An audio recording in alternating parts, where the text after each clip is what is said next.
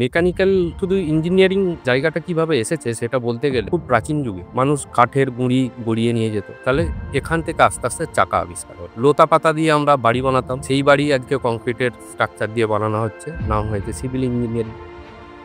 Mechanical engineering এর যেই সুবিধা, প্রচুর গভর্নমেন্ট জব আছে, সেটা অ্যাডমিনিস্ট্রেটিভ হতে পারে, ইন্ডাস্ট্রি হতে পারে, বেশ ভালো অ্যামাউন্ট রিক্রুটমেন্ট করে, রেলে প্রচুর চাকরি আছে। আমার একটি স্টুডেন্ট কাপ ও চা এরকম কিছু একটা জিনিস খুলেছিল এবং হাইলি সাকসেস। এখন তার 5 থেকে 6টা শপ। আমি তাকে একদম জিজ্ঞাসা করলাম যে তুমি মেকানিক্যাল ইঞ্জিনিয়ারিংটা পড়লে না? ওই যে হোলি বা এটা ফুড বিজনেস, মেন কনসেপ্টটা তো প্রোডাকশন, সেটা তো মেকানিক্যাল।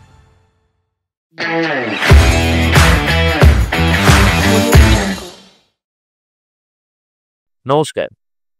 স্বামী বিবেকানন্দ ইউনিভার্সিটির পডকাস্ট সেকশনে আরো একবার স্বাগত জানাই আপনাদের সকলকে। কেমন আছেন? ভালো?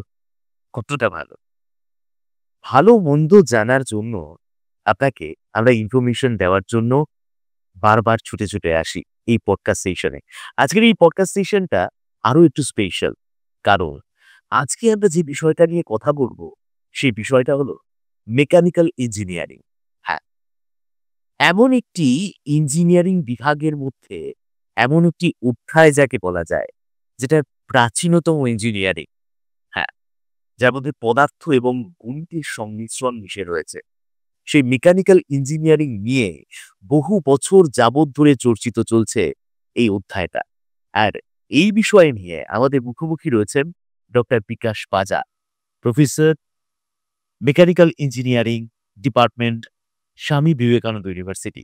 স্যার, অনেক অনেক স্বাগত আপনাকে। নমস্কার আপনাকেও। কেমন আছেন প্রথমত? এখন আপাতত ভালোই আছি। তো কাজকর্ম চলছে, আচ্ছা, ডিপার্টমেন্টের ডেভেলপমেন্টের কাজ চলছে। আপনি যে কোশ্চেনটা করলেন প্রথমেই, মেকানিক্যাল ইঞ্জিনিয়ারিং এর ইতিহাস, এটা খুব ইন্টারেস্টিং জিনিস। মেকানিক্যাল শুধু ইঞ্জিনিয়ারিং জায়গাটা কিভাবে এসেছে সেটা বলতে গেলে, ধরুন খুব প্রাচীন যুগে মানুষ কাঠের গুঁড়ি গড়িয়ে নিয়ে যেত। একদম। তাহলে এখান থেকে আস্তে আস্তে চাকা আবিষ্কার হলো। লতা পাতা দিয়ে আমরা বাড়ি বানাতাম, সেই বাড়ি আজকে কংক্রিটের স্ট্রাকচার দিয়ে বানানো হচ্ছে, নাম হয়েছে সিভিল ইঞ্জিনিয়ারিং। তাহলে এগুলোর অ্যাকচুয়ালি ফরম্যাট ছিল না। হিউম্যান, আমাদের যে মানব সভ্যতা, তাতে কিন্তু ইঞ্জিনিয়ারিং এর কনসেপ্টটা প্রথম থেকেই ছিল। এরপর এই জায়গা থেকে যদি আসি যে ইঞ্জিনিয়ারিং এর কনসেপ্ট কিভাবে আসলো, ঠিক দ্বিতীয় বিশ্বযুদ্ধের সময় তখন কোনো ইঞ্জিনিয়ারিং ব্রাঞ্চ ছিল না। মিলিটারিদের অস্ত্রশস্ত্র বানানো, খাবার ট্রান্সপোর্ট করা, যন্ত্রপাতি মেরামত করা, এগুলোর জন্য যে সমস্ত লোক নিয়োগ হতো এবং পরবর্তীকালে সেইটির নাম দেওয়া হয়েছিল মিলিটারি ইঞ্জিনিয়ারিং। সেই মিলিটারি ইঞ্জিনিয়ারিং থেকেই ভবিষ্যতে বা পরবর্তীকালে একটির পর একটি ইঞ্জিনিয়ারিং ব্রাঞ্চ ভেঙেছে। এই মিলিটারি ইঞ্জিনিয়ারিং এর পরবর্তীকালে নামকরণ হয়ে যায় মেকানিক্যাল ইঞ্জিনিয়ারিং। সেখান থেকে অ্যাপ্লাইড ফিজিক্সটাকে ভেঙে দিয়ে আলাদা করে ইলেকট্রিক্যাল ইঞ্জিনিয়ারিং করা হয়। স্যার, বলতে চাইছেন যে মিলিটারি ইঞ্জিনিয়ারিং এর সংস্করণ হচ্ছে মেকানিক্যাল হ্যাঁ, ইঞ্জিনিয়ারিং। খানিকটা তাই। আচ্ছা, আর এই যে আমি শুরুতে আমাদের সূচনায় বললাম, যে আমাদের বন্ধুদের বললাম যে পদার্থবিদ্যা এবং গণিতের একটা সংমিশ্রণে যন্ত্রাংশের কার্যকলাপ, actually engineering is a application of science. Application of science. Science আমি এটা বাংলা একটা ব্যাখ্যা করলাম। তো গণিত এবং পদার্থবিদ্যা, ধরুন এই যে আজকে আমরা এখানে বসে ডিসকাস করছি, এই যে আমার সামনে যে মাইক্রোফোনটি আছে, এটা একটি মেটেরিয়াল দিয়ে তৈরি। তাহলে এই মেটেরিয়ালটার স্ট্রেংথ কত হবে, এই মেটেরিয়ালটা কোথায় অ্যাপ্লিকেশন হবে, এই মেটেরিয়ালটা কি কি কাজে ইউজ হবে, এই জিনিসগুলো না জানলে তার ভেতরে কি কি কম্পাউন্ড দিয়ে মেটেরিয়ালটাকে জেনারেট করতে হবে সেটা জানা যাবে না। সেই জন্য এটা মেকানিক্যালের আরেকটা পার্ট, মেটেরিয়াল সায়েন্স ইঞ্জিনিয়ারিং। যে কোনো মেটেরিয়াল ডেভেলপমেন্ট এবং তার অ্যাপ্লিকেশন এবং তার ভবিষ্যতের ব্যবহার এবং সেটাকে রিউজ কিভাবে করা যেতে পারে, এগুলো আরেকটা পার্ট হচ্ছে মেকানিক্যাল। মেকানিক্যালের অনেকগুলো দিক আছে, যেমন অ্যাপ্লায়েড সায়েন্স আছে, আপনি যেটা বলতে যাচ্ছেন, ম্যানুফ্যাকচারিং আছে। ফলে ধরুন মেটেরিয়ালটা তৈরি হলো, মেটেরিয়ালটার পর এই মাইক্রোফোনটা বানানো হবে, তাহলে এটা একটা ম্যানুফ্যাকচারিং। এইটা যে জায়গায় ইউজ হবে, ধরুন একটা ফ্যান, একটা আমরা ছোট্ট টিউব দিয়ে ঝুলিয়ে রাখি, ফ্যানটা যখন ঘুরছে আপনি নিচে শুবেন ফ্যানের নিচে, আপনার মনে হবে না যে ফ্যানটা এক্ষুনি ভেঙে পড়ে যাওয়ার মাথায়? অবশ্যই। তাহলে সেই স্যাটিসফ্যাকশনটা দেওয়া অ্যাকচুয়ালি আমাদের একটা জিআই তার দিয়ে আমার একটা ফ্যান ঝুলিয়ে দিলে বছরের পর বছর চলবে, কিন্তু আপনি শুতে পারবেন না, ভয় পাবেন। মানে আপনি বলতে চাইছেন যে নিজেদের সুবিধার্থের জন্য মানুষ হ্যাঁ যেই প্রক্রিয়াকরণ গুলোর ব্যবহার করেছে সেটার মধ্যেই ইঞ্জিনিয়ারিং যুক্ত। অবশ্যই। মানে এরপর ধরুন থার্মাল ইঞ্জিনিয়ারিং আছে, পাওয়ার প্ল্যান্ট, ম্যানুফ্যাকচারিং তো হলো। তারপরে হচ্ছে আপনার ফ্লুইড মেকানিক্স। এই যে আমরা বিভিন্ন নদীতে বাঁধ দিচ্ছি, বিভিন্ন সময়ে জল ছাড়ছি। তো এই আমরা রেডিওতে শুনতাম এত কিউসেক জল ছেড়েছে। তো বাঁধ দেয়া, তার জল কন্ট্রোল করা, জল ছাড়া, এগুলো পুরোটাই মেকানিক্যাল ইঞ্জিনিয়ারিং এর পার্ট। তবে হ্যাঁ, কোনো ইঞ্জিনিয়ারিং নিজে একা স্বতন্ত্র নয়। সমস্ত ইঞ্জিনিয়ারিং একে অন্যের পরিপূরক। শুধু মেকানিক্যাল ইঞ্জিনিয়ারিং এর সিস্টেমটা চালাতে গেলে ইলেকট্রিক্যাল লাগে, ইলেকট্রনিক্স লাগে, বর্তমান যুগে সবই লাগে। কিন্তু প্রত্যেকটা ইঞ্জিনিয়ারিং এর তাদের নিজস্ব এরিয়া আছে এবং প্রত্যেকটি ইঞ্জিনিয়ারিং কোর্স ভালো। আর মেকানিক্যাল তো প্রাচীনতম ইঞ্জিনিয়ারিং বিভাগ আছে। মানে আগে ছিল, এখন আছে, ভবিষ্যতেও থাকবে। অবশ্যই আগে ছিল, এখন আছে এবং ভবিষ্যতেও থাকবে, এটা আমরা সকলেই জানি। আরেকটা বিষয় যেটা উঠে আসে স্যার, সেটা হচ্ছে যে এই যে মেকানিক্যাল ইঞ্জিনিয়ারিং আপনি বললেন যে আগে ছিল, বর্তমান সময় আছে, কিন্তু এই বর্তমান সময়ে তথ্য প্রযুক্তির যুগ। এই তথ্য প্রযুক্তির যুগে মেকানিক্যাল ইঞ্জিনিয়ারিং এর প্রসপেক্টাসটা যদি বলি, একটা মিশেল বলি, কতটা মিশেল ঘটেছে? তাহলে আমি একটা এক্সাম্পল দিই। এক্সাম্পলটা অনেক জায়গায় দিয়ে থাকি, অনেক দর্শকই হয়তো শুনে থাকবে আমার কোনো আগের প্রোগ্রামে। কিন্তু এই এক্সাম্পলটা সব থেকে বুঝতে সুবিধা হয় সাধারণ মানুষের। ধরুন আপনি ব্যাচেলার মানুষ, আপনি একটা ফ্ল্যাটে থাকেন, ভাড়া বাড়ি বা রেন্টেড হতে পারে, বা আপনার নিজস্ব একটা ফ্ল্যাট আছে বা আপনার বাড়ি আছে। আপনার বাড়িতে কেউ নেই, আপনি একা সিঙ্গেল পারসন। আপনি অফিস থেকে বেরোলেন, বেরিয়ে যখন বাড়ি, এই গরমে, কলকাতার যে গরম, গরমে আপনি যখন রুমে ঢুকছেন, এসে তারপরে এসিটা চালালেন। আপনার রুমটা ঠান্ডা হতে মিনিমাম 15 থেকে 20 মিনিট। নিঃসন্দেহে। আপনি হ্যাসপ্যাস করবেন গরমে তখন।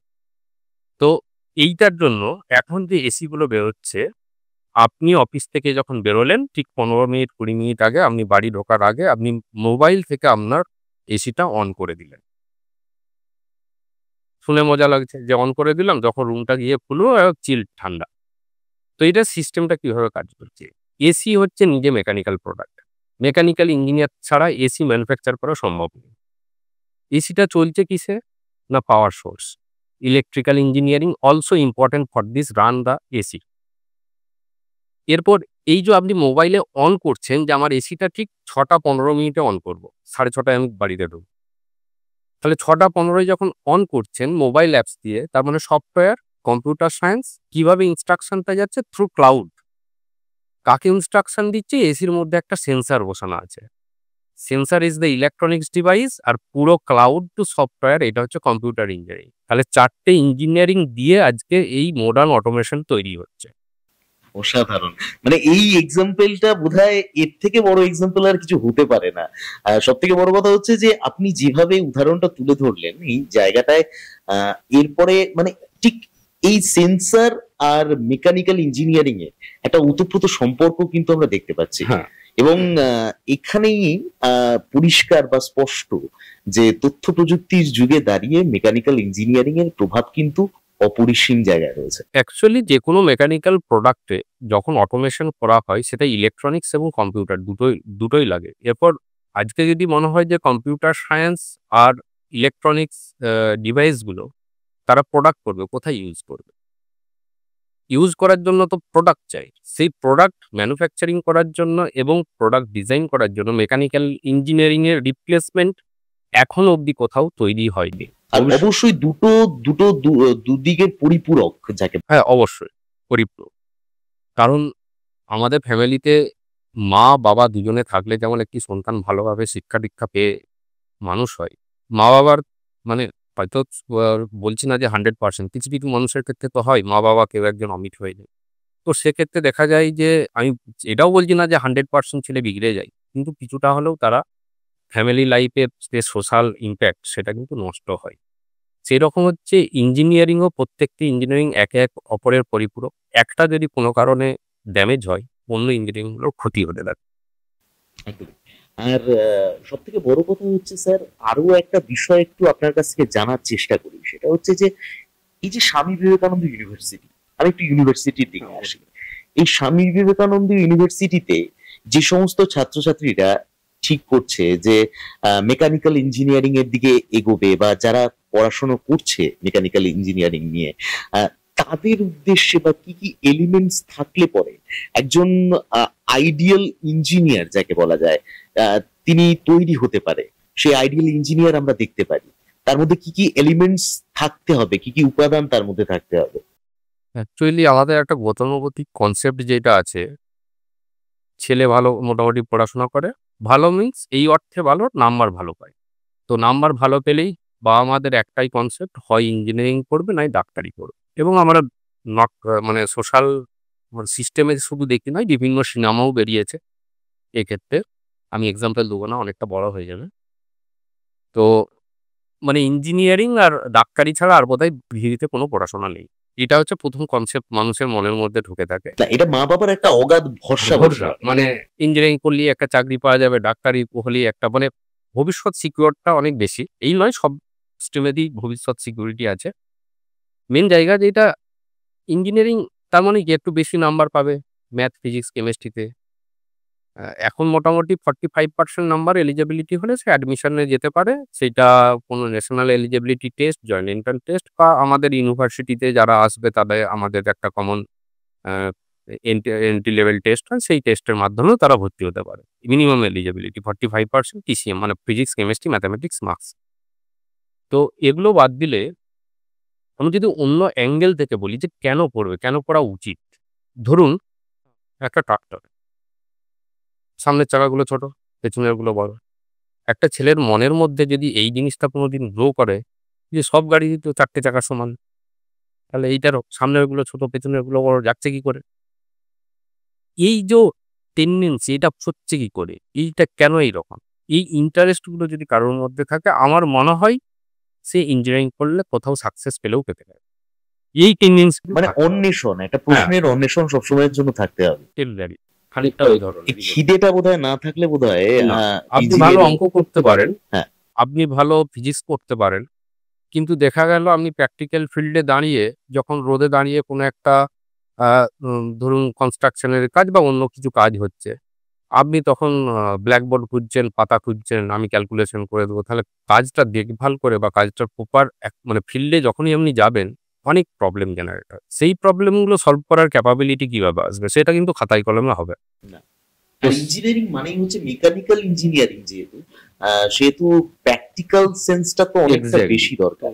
ফিল্ডে দাঁড়িয়ে কাজ করতে গেলে ইন্টারেস্ট থাকতে হবে। আমার এটাই বলার উদ্দেশ্য যে ধরুন যে কোনো ফিল্ডে, নট অনলি দ্য মেকানিক্যাল, ধরুন একজন সিভিল ইঞ্জিনিয়ার, সে যদি ফিল্ডে দাঁড়িয়ে রাস্তায় না কাজ করতে পারে, ধরুন একটা পাইলিং হচ্ছে সেখানে গিয়ে কাজ না করতে পারে, শুধু আমি খাতায় ক্যালকুলেশন করে ডিজাইন করে ছেড়ে দেবো, সে সাকসেসফুল ইঞ্জিনিয়ার হতে পারবে না, হওয়াটা সম্ভব নয়। সেরকম মেকানিক্যালের ক্ষেত্রেও ধরুন একটা ইন্ডাস্ট্রিতে আপনি যদি ঢোকেন কখনো, প্রোডাকশন ইন্ডাস্ট্রি, আমি কোনো ইন্ডাস্ট্রির নাম করছি না এখানে, এত আওয়াজ হয় যখন কোনো মেটেরিয়াল বেন্ডিং হয়, প্রচণ্ড আওয়াজ হয়। সেই আওয়াজে সাধারণ মানুষ তো মানে ঢুকে বেশিক্ষণ দাঁড়াতেই পারবে না। কিন্তু একজন ইঞ্জিনিয়ার যদি ওই আওয়াজের ভয়ে ওখানে না যেতে ভয় পায়, বা একটা পাওয়ার প্ল্যান্টে আপনার প্রায় ১৫ তলা ২০ তলা উঁচুতে যখন বয়লার থাকে, বয়লার ড্রাম থাকে, সেটা ইন্সপেকশন করার জন্য যখন উঠতে হবে, এবার অতটা উঁচুতে উঠে যদি মানুষ ভয় পায়, তাহলে তো ইঞ্জিনিয়ারিং করা খুব চাপের কেস। কারণ সেগুলো তো কাজটা করতে হয় ফিল্ড, আর ওখানে না গিয়ে শুধু খাতায় কলমে ক্যালকুলেশন করে ইঞ্জিনিয়ারিংটা হয় না। পড়াশোনা হয়, নলেজ হয়, কিন্তু সেই নলেজের অ্যাপ্লিকেশনটা হয়। তাই ইন্টারেস্ট যার আছে, ওই দুটো চাকার মধ্যে কেন ডিফারেন্স? এইটা যার আছে আমার মনে হয়, আমার ব্যক্তিগত চিন্তাধারা বা আমার ওই ১০-১১ বছরের যে পড়ানোর অভিজ্ঞতা, তাতে বেশ ভালো ইঞ্জিনিয়ার পাওয়া যায় এবং মানে পকেটটাও ভালো ভরে। আচ্ছা, আর এই পকেট ভরার কথা যখন বললেন স্যার, তাহলে একটা কথা জিজ্ঞেস করি যে আহ, এই যে পেশাগত দিক, ইঞ্জিনিয়ারিং এর পেশাগত দিক যদি আমি আসি, তাহলে এই একটা মোটা মাইনের চাকরি আমরা বলি প্রফেশনালিজমের জায়গায়, এন্টারপ্রেনিয়রশিপ বা তারই সাথে আহ, একটা সিকিউর জব যদি বলা যায়, কতটা সম্ভব? মেকানিক্যাল ইঞ্জিনিয়ারিং এর এরিয়াটা হচ্ছে, ধরুন আপনি কম্পিউটার সায়েন্স ইঞ্জিনিয়ারিং পড়লে, যেটা এখন হয় নরমালি, কম্পিউটার সায়েন্স একটা বাজারে সবসময় আছে, একটা ট্রেন্ডি ব্যাপার ছিল। ট্রেন্ডি। এটা ট্রেন্ডি ব্যাপারটা কেন এসছে না, লকডাউনের জন্য আসছে। তো এই লকডাউনের জন্য এসেছে, একটা সময় টাইম প্রচুর প্রজেক্ট ছিল, প্রজেক্টে লোক পাওয়া যাচ্ছিল না, তো কোম্পানি বেশি টাকা দিয়ে লোকজন তুলেছে এবং একটা ভালো টাকা মাইনে পেত। একটা এখনো কিছু কিছু ক্ষেত্রে পাচ্ছে, কিন্তু মেকানিক্যাল ইঞ্জিনিয়ারিং বা কোর ইঞ্জিনিয়ারিং যেগুলো আছে, ইলেকট্রিক্যাল বলুন সিভিল, এতে একটা কনসিস্টেন্সি আছে। আপনি একটা টাকায় ঢুকবেন, এটা বাড়তেই থাকে। আর আপনি যখন একবার স্কিল হয়ে যাবেন, 4 বছর বা 5 বছর আমি একটা এক্সপিরিয়েন্স পেলেন, আপনি কিন্তু রিজেক্ট হলেন না। আপনার ভ্যালু অ্যাড হতে হতে যাচ্ছে। প্রত্যেকটা স্কিল ধরুন যেকোনো ফিল্ডে, ধরুন আপনি প্রোডাকশন করছেন, একটা লেদ অপারেটর, একটা যে মানুষটি 5 বছর ধরে একটা লেদ চালাচ্ছে, তার যে এক্সপিরিয়েন্স হলো, একটা নতুন মানুষকে নিয়ে তৈরি করতে আপনার আবার 5 বছর লাগবে। অতএব এর রিপ্লেসমেন্ট কিন্তু হয় না। তো মেকানিক্যাল ইঞ্জিনিয়ারিং এর যেই সুবিধা, কোর ইঞ্জিনিয়ারিং এর জব আপনার গভর্নমেন্ট আছে, প্রচুর গভর্নমেন্ট জব আছে, যেটা অ্যাডমিনিস্ট্রেটিভ হতে পারে, ইন্ডাস্ট্রি হতে পারে। আমাদের ভারতবর্ষে অনেকগুলি নবরত্ন কোম্পানি রয়েছে, ৯টা নবরত্ন নাম, মিনি নবরত্ন আছে, যেমন ভিএল, গেল, এই সমস্ত কোম্পানিগুলো আছে। এরা বছরে বেশ ভালো অ্যামাউন্ট রিক্রুটমেন্ট করে। রেলে প্রচুর চাকরি আছে, গভর্নমেন্ট পিএসসি আছে। এখন বিটেক ইঞ্জিনিয়ার যারা করছে তারা জুনিয়র ইঞ্জিনিয়ার হিসাবেও অ্যাপ্লাই করতে পারছে। লোকো পাইলট আছে, ইন্ডাস্ট্রি তো আছেই, তার সঙ্গে টিচিং আছে।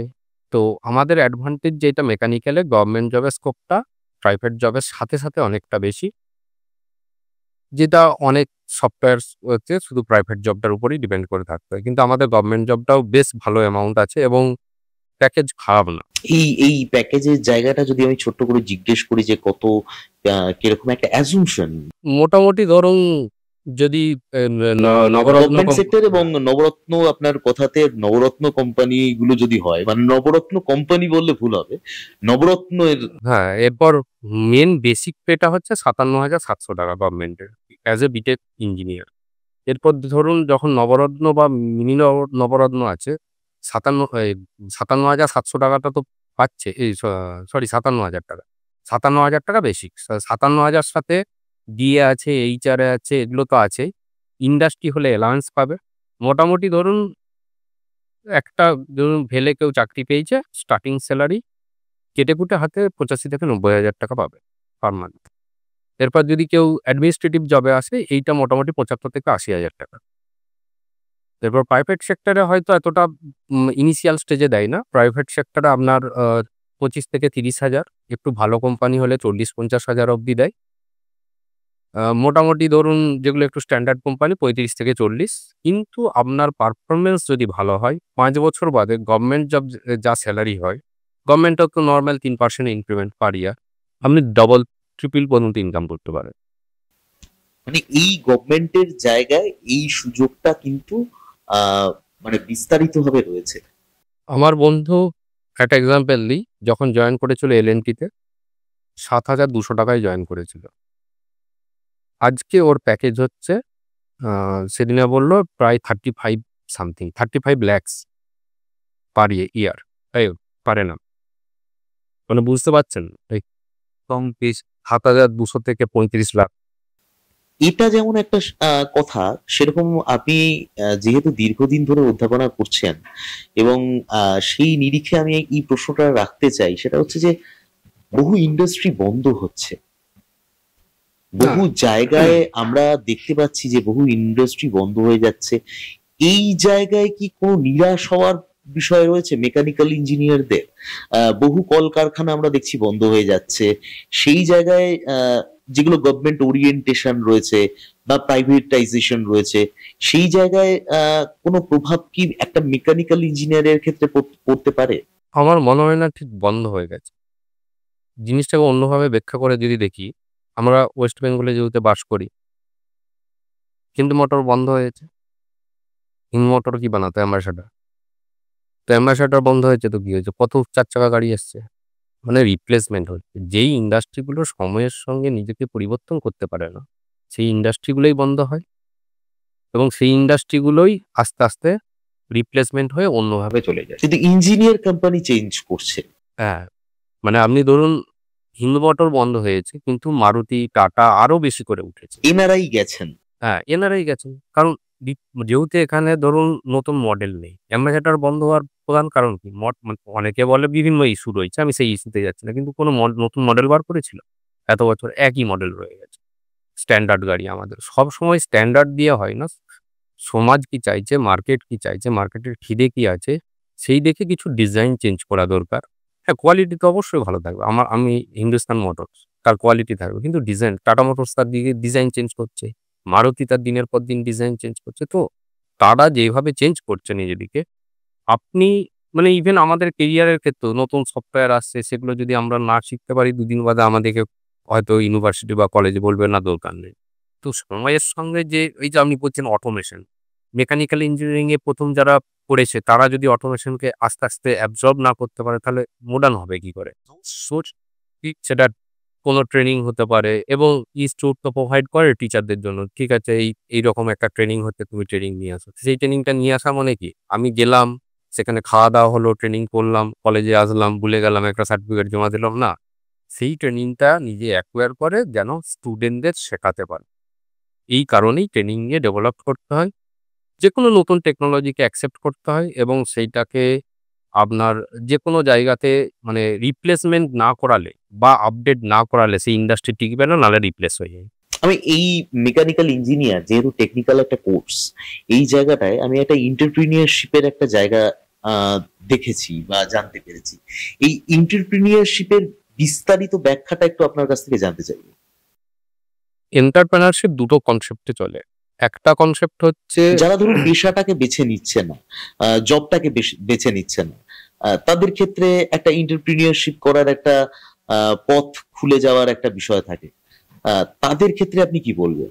এরপর দেখুন, অনেক ক্যান্ডিডেট আছে যারা হয়তো মেকানিক্যাল ইঞ্জিনিয়ারিং পড়লো কিন্তু এন্টারপ্রেনারশিপটা করছে অন্য এরিয়াতে। আমার তাতে আপত্তি নেই। কারণ সে স্বনির্ভর হতে চেয়েছে নিজের বিজনেস। অনেকে মেকানিক্যাল রিলেটেড করছে। এবারে দেখুন, সত্যি কথা বলতে আমরা মানে 99% মানুষ আমরা হচ্ছে ভয় পাই। ইভেন আমিও ভয় পাই, তাই চাকরি করছি। তো এন্টারপ্রেনারশিপ মানে এন্টারপ্রেনার হতে গেলে যেটা লাগে, একটু বুকে ধক লাগে যে আমি পাবো। হ্যাঁ, আমরা গাইড করতে পারি কিন্তু আমরা নিজেরা রিস্ক নিতে পারি। কিন্তু যে রিস্ক নিতে চায় বা যার ফ্যামিলি ব্যাকআপ দিতে পারবে, মানে ব্যাকআপ মানে সবসময় যে ফিনান্সিয়াল ব্যাকআপ তার কথা বলছি না, সাপোর্ট মেইন জিনিস হচ্ছে মেন্টালি একটা হ্যাঁ, সাপোর্ট, মেন্টাল সাপোর্ট। মানসিক। সে আগাতে চাইলে আমরা বা বিভিন্ন অর্গানাইজেশন রয়েছে তারা সাপোর্ট দেয় এবং এর থেকে তো বড় কিছু জিনিস নয়। আপনি ৫০,০০০ টাকা মাইনের একটা চাকরি করছেন, ১,০০,০০০ টাকার মাইনের চাকরি করছেন, ওকে। কিন্তু এইটা বড় ব্যাপার, আমি ৫০টা লোককে কাজ দিয়েছি যাদের মাইনে ৫০,০০০ টাকা করে। এইটা হচ্ছে এই অ্যাচিভমেন্টটা যারা করতে চায় বা যাদের মনের মধ্যে এই সুপ্ত বাসনা আছে। আমার অনেক স্টুডেন্ট হয়েছে এন্টারপ্রেনার। একজন তো পুরোপুরি মেকানিক্যাল ইন্ডাস্ট্রি নতুন করে বানিয়ে ফেলেছে। মানে এখন বিভিন্ন ধরনের প্রোডাক্ট বানিয়ে বাজারে বিক্রি করে এবং বেশ ভালো রকম মানে ধরুন ২-৩ বছর আগে শুরু করেছে পাস করে। এখন এই মুহূর্তে তার প্রায় ১.৫ থেকে ২ কোটি টাকা টার্নওভার। তো খারাপ তো নয়। এখন কত বয়স? ২৫-২৬ বছর বয়স। ২৫-২৬-এ ১.৫ থেকে ২ কোটি টাকা এবং মানে এটা তো নিজে মানে বাবার একটা ছোট ইন্ডাস্ট্রি ছিল, সেই ইন্ডাস্ট্রি থেকে সুইচ চেঞ্জ করে নিয়ে সে কিন্তু আমি নাম বলছি না, নাম বলাটা ঠিক না। কিন্তু ওই জায়গায় গিয়ে পৌঁছে গেছে। তো যারা চায় যে আমরা এন্টারপ্রেনার হতে চাই, একদম নির্দ্বিধায় আগাতে পারে। ভালো কনসেপ্ট থাকলে আ যেতে পারে। মানে কোনো শুধু অসুবিধা নেই। যোগ্যতা এবং সত্যি হ্যাঁ, কথা আমরা বলতে যেটা গেলে করি একটা সাহস। ইউনিভার্সিটির থেকে আমাদের ম্যানেজমেন্ট ডিপার্টমেন্ট রয়েছে। আমরা বিভিন্ন ধরনের প্রোগ্রাম করি। বাইরের থেকে যারা এন্টারপ্রেনার সাকসেসফুল এন্টারপ্রেনার তাদের নিয়ে এসে মোটিভেট করি। কিন্তু শুধু তো মোটিভেশন দিয়ে কাজ হবে না, নিজের খিদেটা থাকতে হবে। যাদের খিদে রয়েছে ধরুন আপনি একজন ভালো এন্টারপ্রেনার। আপনাকে আমি ডাকলাম যে আমার একটা প্রোগ্রাম করুন। এখানে আমার ছেলেদের এন্টারপ্রেনারশিপ এর একটা মোটিভেশনাল উম আ একদিনের ওয়ার্কশপ করুন। আপনি করলেন, ছেলেরা শুনলো ভুলে গেল। এটাতে কোনো লাভ নেই। ধরুন সেখান থেকে যদি ৫ টা ছেলেও ইন্টারেস্টেড থাকে অটোমেটিক্যালি আপনার সাথে কানেক্টেড হয়ে যাবে তারা। হ্যাঁ, কাজ করার একটা একটা আলাদা প্রগতি বা ইচ্ছে থাকবে এক্সাক্টলি। সেই তো এই জায়গাটা ছেলেদের মনের মধ্যে যদি থাকে, আমাদের ইনস্টিটিউট থেকে মানে আমাদের ইউনিভার্সিটি থেকে ফুল ট্রেজ সাপোর্ট থাকে। আমরা বছরে নির্মাণ মেলা করাই। সেখানে বিভিন্ন ধরনের মানে মডেল প্রেজেন্টেশন হয়, কম্পিটিশন হয় এবং সেটাকে কিভাবে মার্কেটারাইজ করা যেতে পারে, তার সমস্ত কিছু আলোচনা হয়। প্রাইজ মানি থাকে। এছাড়াও আমরা বিভিন্ন সময় এন্টারপ্রেনারশিপ এর উপরে বিভিন্ন প্রোগ্রাম রাখি ছেলেদের ডেভেলপমেন্ট। কারণ কার কখন সুপ্ত বাসনা জেগে উঠবে, আমরা চেষ্টা করি আমাদের জায়গা থেকে এবারে এন্টারপ্রেনার হওয়াটা তো শুধু ইনস্টিটিউট সাপোর্ট দিয়ে হয় না, ইনস্টিটিউটের সাপোর্টের সাথে সাথে তার নিজের ইচ্ছা থাকতে হবে। আমরা চাকরিরও বন্দোবস্ত করি। এবার ধরুন আপনাকে চাকরির একটা বন্দোবস্ত করে দিলাম, আপনি 2 বছর বাদে বললেন আমি চাকরিটা করবো। আমি এই জায়গাটাই আসছিলাম, সেটা হচ্ছে যে যারা এন্টারপ্রিনিয়রশিপ করছে শুধুমাত্র নয়, যারা এই যে আপনার ইউজিতে করছে, মেকানিক্যাল ইঞ্জিনিয়ার নিয়ে পড়ছে, বা যারা মোটামুটি এই কলেজের ছাত্রছাত্রী যারা রয়েছে, যারা জানছে যে পেশাগত দিকে এগোবে, সেখানে কলেজ কতটা সহযোগিতা করছে, স্বামী বিবেকানন্দ ইউনিভার্সিটি কি কি ফেসিলিটিস তাদের জন্য রেখেছে? পুরোটাই আমরা সহযোগিতা করি। ধরুন যারা চাকরি করতে চায় তাদের জন্য প্লেসমেন্ট ড্রাইভ করি, এবং এক নয় একাধিক এই প্লেসমেন্ট ড্রাইভ হয়। প্লেসমেন্ট ড্রাইভের মধ্যে কি কি থাকছে? প্লেসমেন্ট ড্রাইভের মধ্যে দেখুন, প্লেসমেন্ট ড্রাইভ হচ্ছে কোম্পানি আসে, ইন্টারভিউ মানে রিটেন এক্সাম হয়, ইন্টারভিউ হয়, সিলেকশন হয়, চলে যায়, এটাকে প্লেসমেন্ট ড্রাইভ বলছি। এবারে প্লেসমেন্টে ড্রাইভটা পাঠানোর জন্য তার আগে কি কি করা হয়, তার আগে যেটা থাকে গ্রুমিং। এবার গ্রুমিংটা কিভাবে করা হয়, সে কিভাবে কথা বলবে, তার টেকনিক্যাল নলেজ। ধরুন আমরা একটা ইন্টারভিউ রয়েছে অটোমোবাইল রিলেটেড কোম্পানি, তো তাদের আমরা 1 সপ্তাহ একটা ক্লাস দিলাম যে অটোমোবাইলের বেসিক কোশ্চেন কি হতে পারে ছেলেদের, মানে একটা ভেতর থেকে একটা, ধরুন তার মধ্যে একটা নলেজ আছে কিন্তু সেটাকে গুছিয়ে দেওয়া। যে ইন্টারভিউ বোর্ডে তো আর খাতার মতো অত সাবজেক্টিভ কোশ্চেন আসবে না। এর ছোট কমন এক্সাম্পল যদি দিই, যে একটা গাড়ির আমরা এখন সবাই বলি তেল সার্ভিস বাড়াতে হবে, মাইলেজ বাড়াতে হবে, মাইলেজ বাড়াতে হবে। মাইলেজ বাড়াতে গেলে কি করতে হবে, গাড়ি হালকা করতে হবে, গাড়ির ওয়েটটাকে কমিয়ে দিতে হবে। তবে গাড়ির ওয়েট কমাতে গেলে কি হবে, গাড়ির বডির মেটেরিয়াল চেঞ্জ করতে হবে। তো আমি প্লাস্টিক দিয়ে তো আর বানাতে পারবো না, তাহলে light weight high strength material development করতে হবে।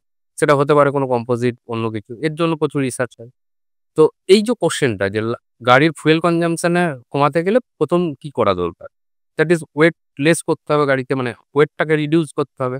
তো এই ধরনের ছোট ছোট টিপস দেওয়ার যে রিলেটেড কোশ্চেনগুলো থাকে, আমরা সেগুলো প্রি প্লেসমেন্টে ছেলেদিকে টেকনিক্যাল পার্ট বলি, ইংলিশ ডিপার্টমেন্ট থেকে সফট স্কিলের ট্রেনিং হয় সারা বছর ধরে, বা ইন্টারভিউ বোর্ডে কিভাবে ঢুকতে হয়, কিভাবে বেরোতে হয়, কিরকম ড্রেস কোড থাকা দরকার, এগুলো সবই আমরা মোটামুটি ছেলেদিকে এই দেওয়ার চেষ্টা সবকিছু করি। প্রকিউরমেন্টের মধ্যেও আমার কেন জানি না মনে হলো, আপনি যেটা বললেন যে গাড়িটাকে হালকা করতে হবে এবং এই যে মাইলেজ বাড়াতে গেলে কি করতে হবে, এই যে ছোট ছোট টেকনিক্যাল বিষয়গুলো, এই বিষয়গুলো জানানোটা, ইনফরমেশন দেওয়াটা, এটা খুব প্রয়োজন স্টুডেন্টসদের ক্ষেত্রে।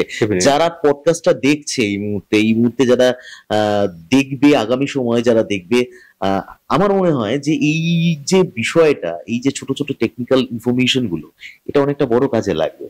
হ্যাঁ, এইরকম তো একটা পডকাস্টে সব আলোচনা করা যায় না, জাস্ট এক্সাম্পল হিসেবে আমি বললাম। এরকম প্রচুর থাকে, কারণ যখন একটি ছেলে 3rd ইয়ারের লাস্টের দিকে বা 4th ইয়ারে যায়, সে সাবজেক্টগুলো সম্বন্ধে হ্যাবিচুয়েটেড হয়ে যায়। আমি একটা কমন এক্সাম্পল তুললাম, কারণ এখানে যারা অ্যাকচুয়ালি পডকাস্টটা হয়তো অনেকেই দেখছে, কিন্তু মেন যাদের গুরুত্ব সেটা হচ্ছে যারা এইবারে এইচএস দেবে বা আগের বারে দিয়েছে, ইঞ্জিনিয়ারিং পড়তে যায়। তো তাদের বোঝার সুবিধার্থে আমি একটা এক্সাম্পল রেখেছি। নাম্বারের একটা পার্সেন্টেজ আদি বোর্ডে কোন আগে যে একটা নাম্বারের পার্সেন্টেজ থাকতে হবে অঙ্কের উপর, ফিজিক্যাল সায়েন্সের ম্যাথ, মানে mathematics, physics and chemistry, HS এই 3টে সাবজেক্টে, এই 3টে সাবজেক্টে থাকতে হচ্ছে। আমি আরো একটা বিষয় এর মধ্যে সংযোজন করব।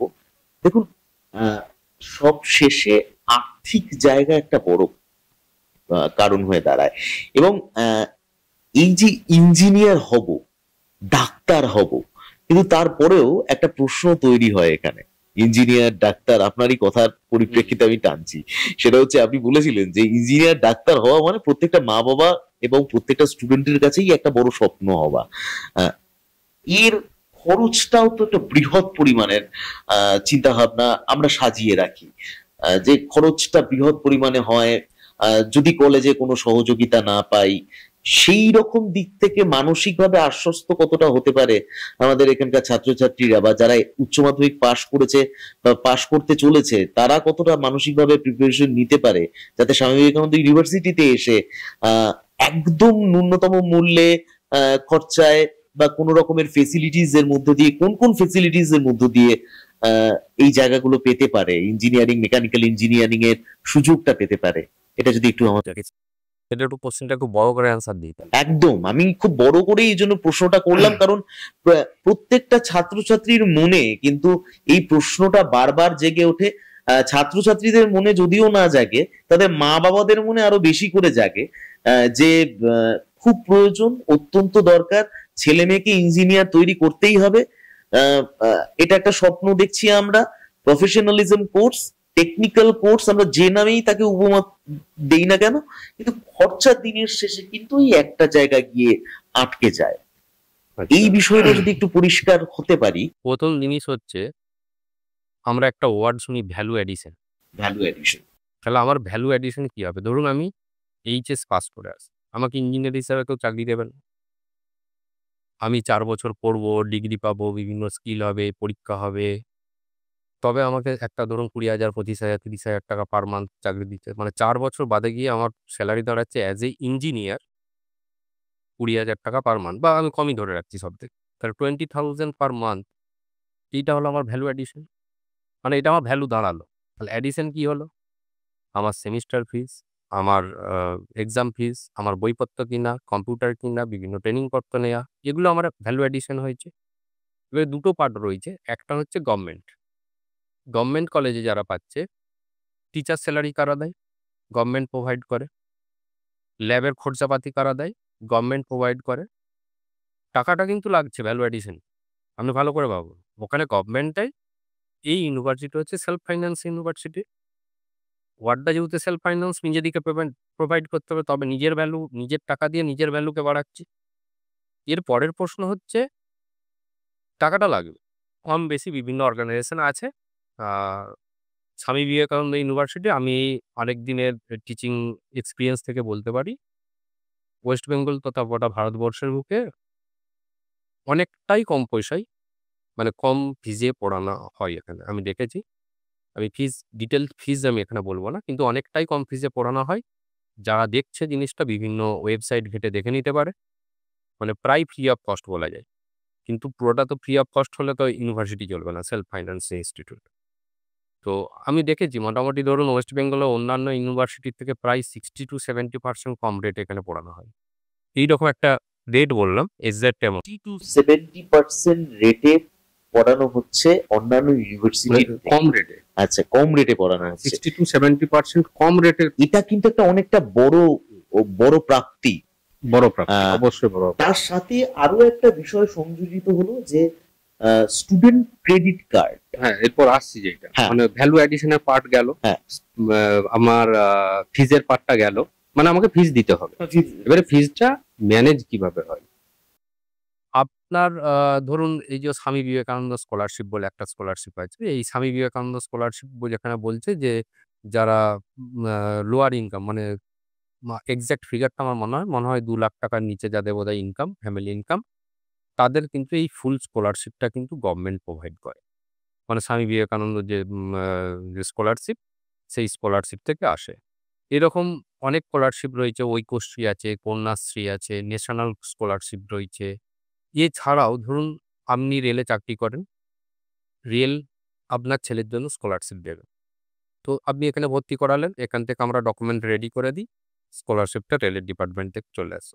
স্টেট ব্যাংকেও সেম সিস্টেম। মানে এইরকম যেখানে যেখানে স্কলারশিপের অপশন রয়েছে, সেখানে যদি আপনি নিজে এলিজিবল হন অ্যাজ এ ক্যান্ডিডেট, আপনি অ্যাপ্লাই পেয়ে যাবেন। প্রচুর স্কলারশিপ মানে রয়েছে। বিভিন্ন স্কলারশিপের যে প্রক্রিয়াকরণগুলো রয়েছে, সেই প্রক্রিয়াকরণগুলো আমাদের এই স্বামী বিবেকানন্দ ইউনিভার্সিটিতে উপলব্ধ এবং ফুল ফ্লেজ আমরা সাপোর্ট দিই। আমাদের যে স্কলারশিপ ডিপার্টমেন্ট রয়েছে, এসে কথা বললে তার তাতে সে যেই এরিয়াতে মানে এলিজিবল হবে সেখানেই অ্যাপ্লাই করবে, স্কলারশিপ পাবে। মানে অনেক ক্ষেত্রে এবার ধরুন একটা অর্গানাইজেশন বলল যে ব্রাইট স্টুডেন্টদের জন্য স্কলারশিপ দেবে।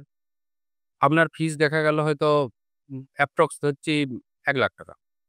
আমি ইয়ারলি বা ইয়ে থেকে যাচ্ছি না, ওই হিসাবটা বোঝানোর জন্য। হয়তো বলল টাটা মোটরস বলল যে আমরা একটা স্কলারশিপ, বিভিন্ন ভালো, ভালো কোম্পানিগুলো কিন্তু প্রত্যেক বছর স্কলারশিপ অফার করে। বলল যা ফিস আমরা তার 20% দেব। তাহলে আপনার ফিস যদি 1,00,000 টাকা হয়, 20,000 টাকা আপনি টাটা মোটরসে এপ্লাই করে পেয়ে গেলেন। ব্রাইট স্টুডেন্ট একটা পার্সেন্টেজ লাগে মার্কসে। সেই পার্সেন্টেজ দিয়ে এপ্লাই করলেন। সেখানে শর্টলিস্ট হলে আপনি ওই টাকাটা পেয়ে গেলেন। এইভাবেও অনেকটা রিডিউস হয়, যেটা বিভিন্ন গভর্নমেন্টেও আছে এবং আমাদের এখানেও আছে, অসুবিধা নেই। এছাড়া যেটা main scholarship, Swami Vivekananda scholarship, এটা ওয়েস্ট বেঙ্গলে বেশ ম্যাক্সিমাম ছেলেরাই পায়। তো যদি ফিনান্সিয়াল সাপোর্ট না হয়, মানে ফিনান্সিয়াল ব্যাকগ্রাউন্ড যদি খুব উইক হয়, সেক্ষেত্রে কিন্তু একটা অপরচুনিটি আছে স্বামী বিবেকানন্দ স্কলারশিপ থ্রু পড়াশোনা করা। স্বামী বিবেকানন্দ স্কলারশিপ থ্রু পড়াশোনা করা হুম। এবং ধরুন এই যে এই কলেজে ভর্তি হওয়া, এতগুলো কলেজ রয়েছে, গভর্নমেন্ট কলেজ রয়েছে, কেন স্বামী বিবেকানন্দ ইউনিভার্সিটিতেই মেকানিক্যাল ইঞ্জিনিয়ারিং এর বিভাগে ভর্তি হতে আসবে ছাত্রছাত্রীরা?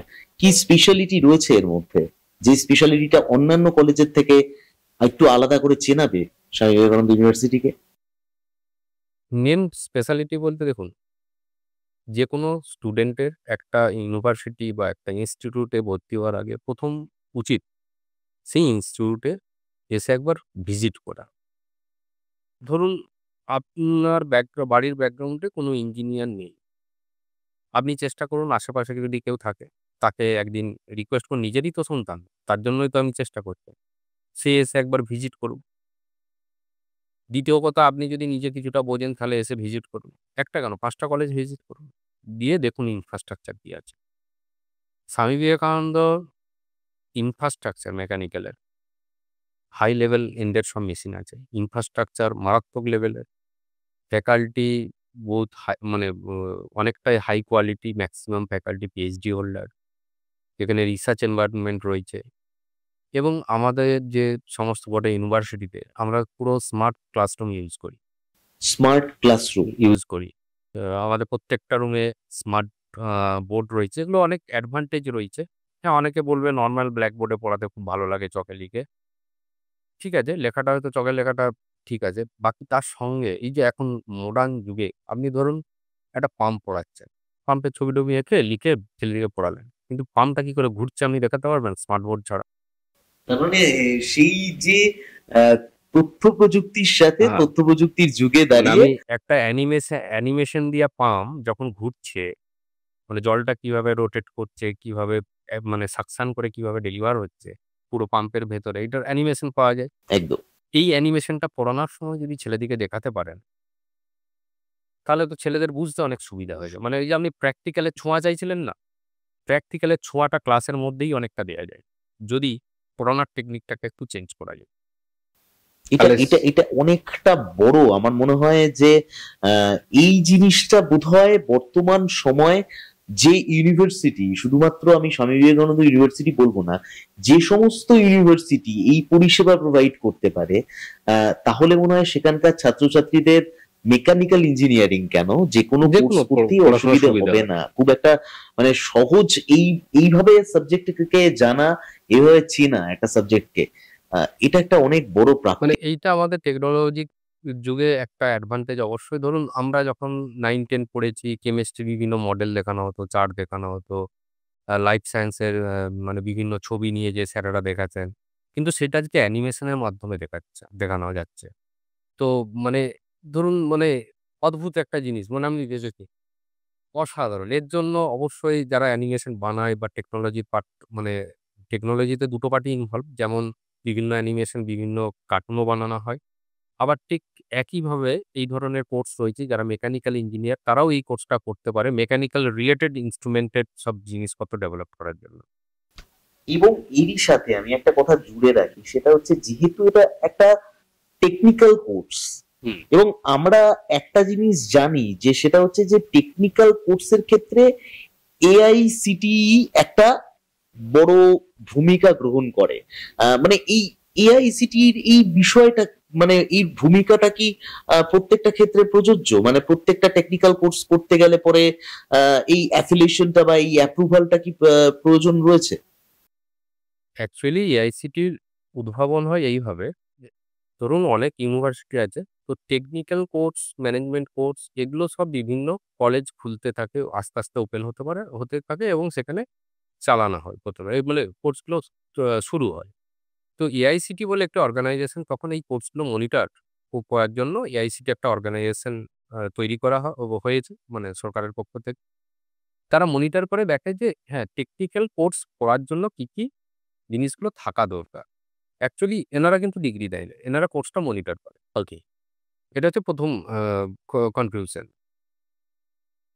এরপর ধরুন একটা ইউনিভার্সিটি যদি স্টেট প্রাইভেট ইউনিভার্সিটি হয় বা স্টেট ইউনিভার্সিটি হয়, তাহলে সেক্ষেত্রে এআইসিটির কোনো প্রয়োজনীয়তা নেই। মানে এআইসিটির অ্যাপ্রুভালের কোনো প্রয়োজনীয়তা নেই। মানে গভর্নমেন্ট ইউনিভার্সিটি এবং গভর্নমেন্ট ওরিয়েন্টেড ইউনিভার্সিটি যদি হয়। হ্যাঁ, স্টেট ইউনিভার্সিটি যেগুলোকে বলছি, আচ্ছা, স্টেট স্টেট ইউনিভার্সিটি, ইউনিভার্সিটি।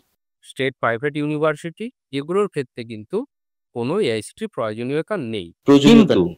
কিন্তু এখানে একটা ব্যাপার রয়েছে। এখানে একটা কিন্তুও আছে। হ্যাঁ, কিন্তু হচ্ছে আমরা যে সারা বছর যে কাজ করি সেই কারিকুলামটা এআইসিটির থেকেই নেয়া এবং তার সারা বছরের যে রিপোর্ট আমরা এআইসিটিকে জমা দিই। আচ্ছা, মানে এই নয় যে এআইসিটি অ্যাপ্রুভাল নয় বলে আমরা এআইসিটিতে ডকুমেন্ট জমা দিইনি, এটা নয়। যেহেতু ওনারা মনিটরিং করছেন হ্যাঁ, বিষয়টা। এরপর ঘটনা হচ্ছে আমরা রিপোর্ট জমা দিই। কিন্তু এআইসিটির জন্য স্টেট প্রাইভেট ইউনিভার্সিটি বা স্টেট ইউনিভার্সিটির জন্য ম্যান্ডেটরি নয়। ম্যান্ডেটরি হচ্ছে কলেজগুলোর জন্য। মানে বিশ্ববিদ্যালয়ের হ্যাঁ। জন্য এটা বিশ্ববিদ্যালয়ের জন্য দরকার নেই এবং আপনি আইআইটি, এনআইটি এদের জন্য এআইসিটির দরকার নেই। আচ্ছা। টেকনিক্যাল ইনস্টিটিউট মানে এনআইটি গুলো তো নরমাল অবশ্যই। টেকনিক্যাল ইনস্টিটিউট, কারণ এই এক্সাম দেখেছে এআইসিটিতে। কিন্তু এই নয় যে ওনারাও এআইসিটি রিপোর্ট জমা দেয় না, সবাই জমা দেয়।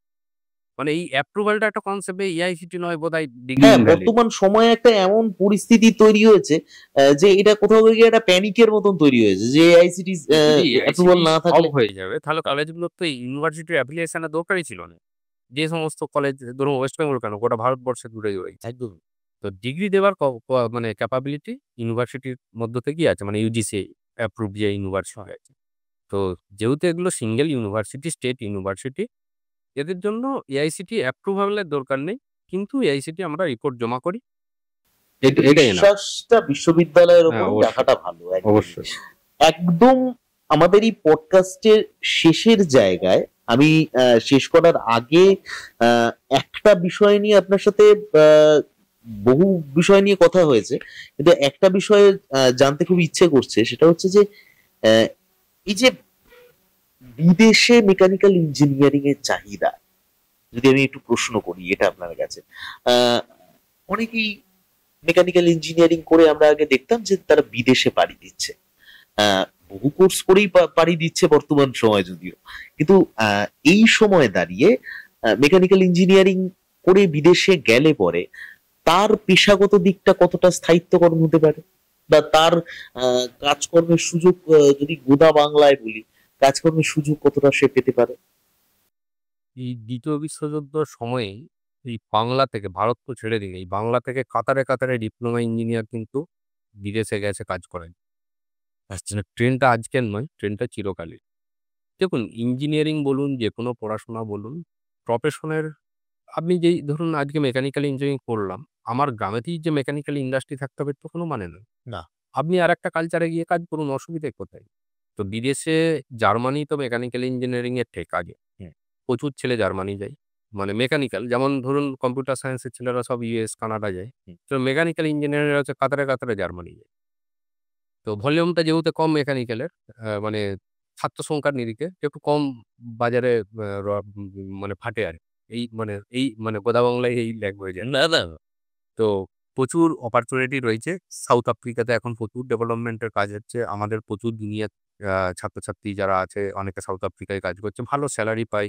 ধরুন আপনি 10 বছর একটা বাইরের ইন্ডাস্ট্রিতে কাজ করে আসলেন, কি হবে? আপনি একটা বাইরের কালচারকে অ্যাডপ্ট করলেন, একটা ভালো স্যালারি পেলেন।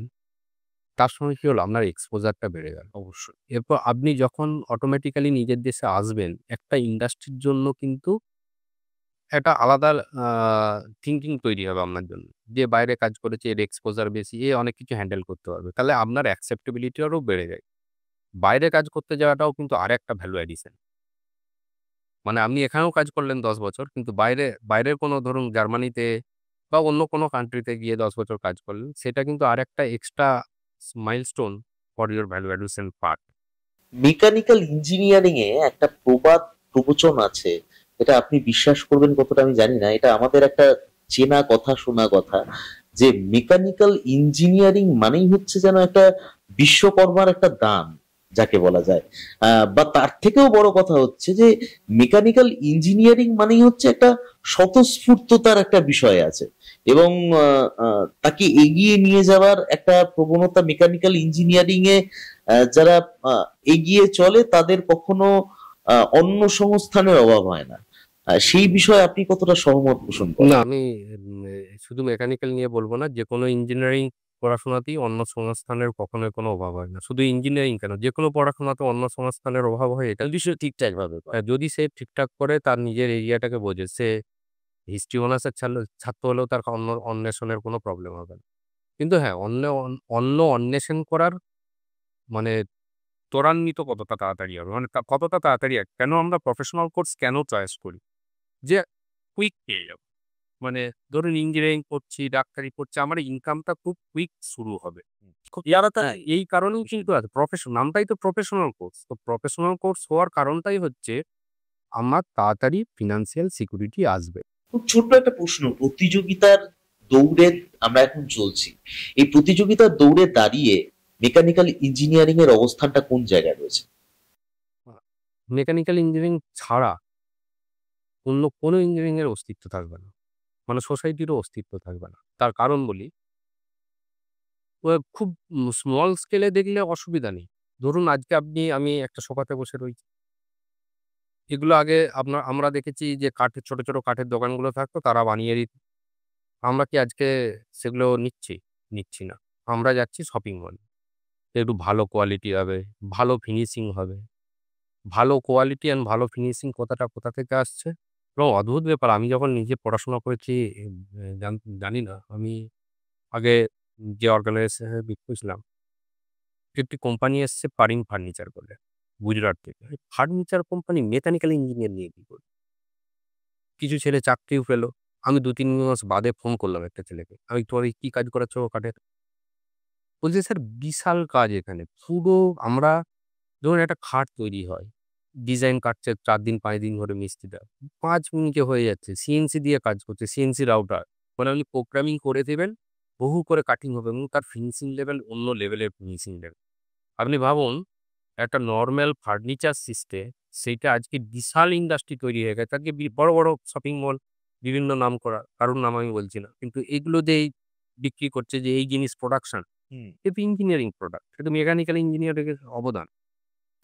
সমস্ত কিছুর মধ্যেই যেন মেকানিক্যাল ইঞ্জিনিয়ারটা একটা অবস্থান রয়েছে। এই আপনার শুধু মাইক্রোফোন নয়, পুরো স্ট্যান্ড কতটা অ্যাঙ্গেলে হবে না হবে, আমরা এই যে টায়ার দিচ্ছি, প্রত্যেকটা জিনিস মেকানিক্যাল প্রোডাক্ট। তাহলে এই প্রোডাক্ট গুলো যদি না থাকে, আপনি কাজ করবেন কি করে? অবশ্যই। আর আমাদের যারা ক্যামেরার অপর প্রান্তে রয়েছে তারা খুব আনন্দ আরো পাচ্ছে, একটা কারণ ছোট টেকনিক্যাল এক্সাম্পল দিই। বিষয় নিয়ে আড্ডা চলছে, টেকনিক্যাল বিষয় নিয়ে কথা চলছে, মেকানিক্যাল বিষয় নিয়ে কথা চলছে। আরো একটা ছোট এক্সাম্পল দিই। বেজা শুনুন, মানে যারা ছোট, ছোট ভাই বোনেরা শুনছে। আমরা ঘুম থেকে উঠে সকালবেলা কি করি? ব্রাশ করি। ব্রাশ দরকার একটা। এখন তো আর নিম কাঠি দিয়ে আমরা ব্রাশ করছি না। তো ব্রাশ করতে গেলে যে ব্রাশটা তৈরি হয়, এটা হচ্ছে ইনজেকশন মোল্ডিং দিয়ে তৈরি এবং প্রোডাক্টটা হচ্ছে প্লাস্টিক প্রোডাক্ট।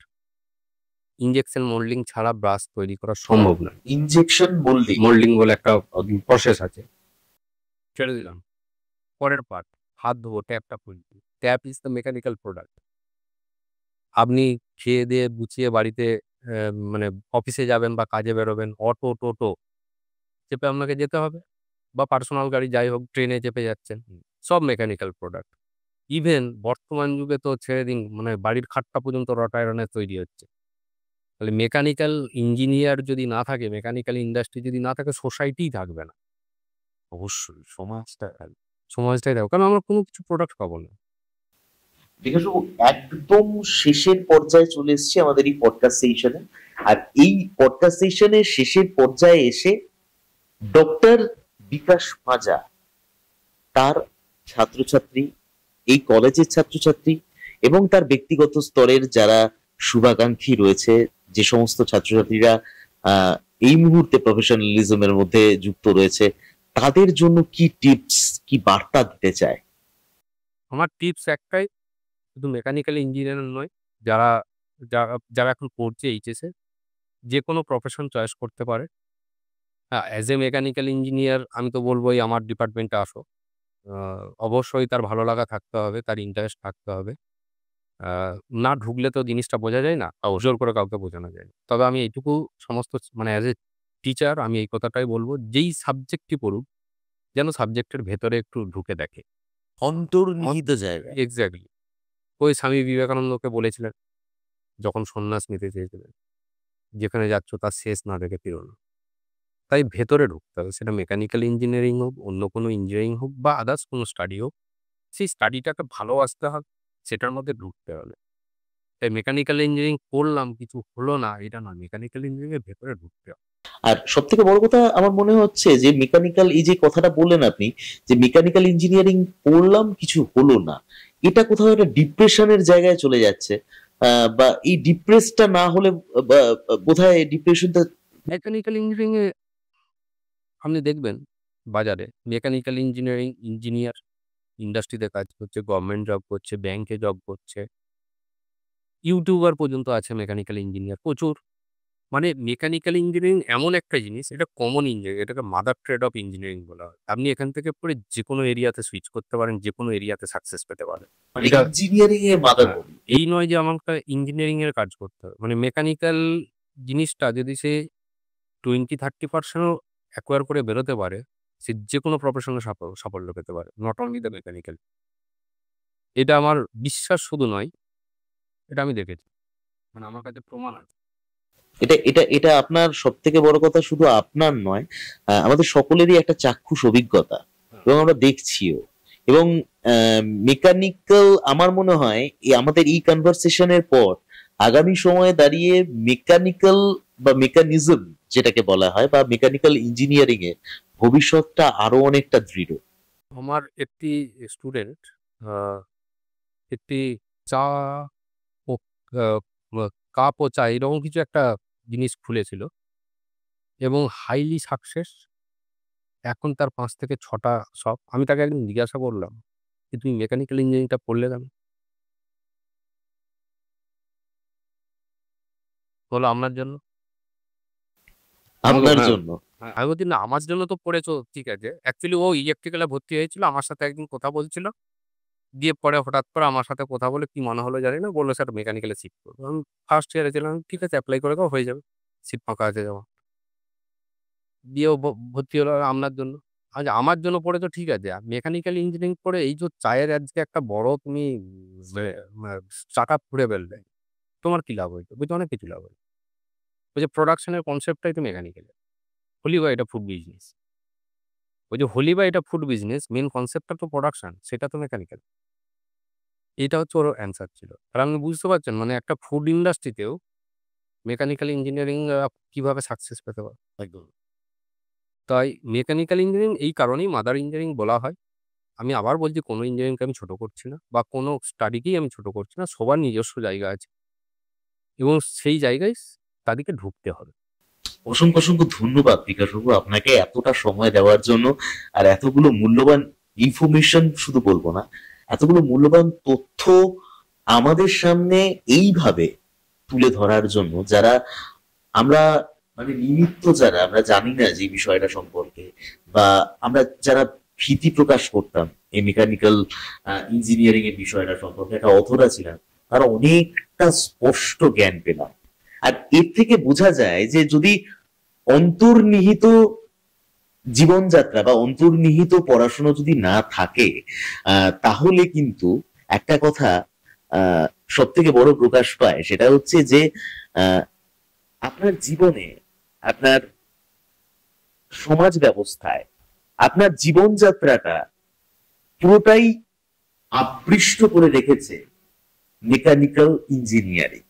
হ্যাঁ, আপনার জীবনযাত্রা, আমার জীবনযাত্রা, আমাদের সামাজিক জীবনযাত্রার পরিকাঠামোটাকে ঘিরে রেখেছে মেকানিক্যাল ইঞ্জিনিয়ারিং। আর এই মেকানিক্যাল ইঞ্জিনিয়ারিং ছাড়া আমাদের অস্তিত্ব কিন্তু একদমই নেই বলা চলে। তাই এই রকম ধরনের ইনফরমেশন, এই রকম ধরনের তথ্যের জন্য আমরা বারবার ফিরে আসব আমাদের এই স্বামী বিবেকানন্দ ইউনিভার্সিটির পডকাস্ট সেশনে, আবার অন্য কোনো বিষয়, আবার অন্য কোনো তথ্য নিয়ে আপনাদের জন্য। ততক্ষণের জন্য ভালো থাকবেন, নিজেকে ভালো রাখার চেষ্টা করবেন, আর ভালো কিছু শোনার চেষ্টা করবেন। নমস্কার। নমস্কার।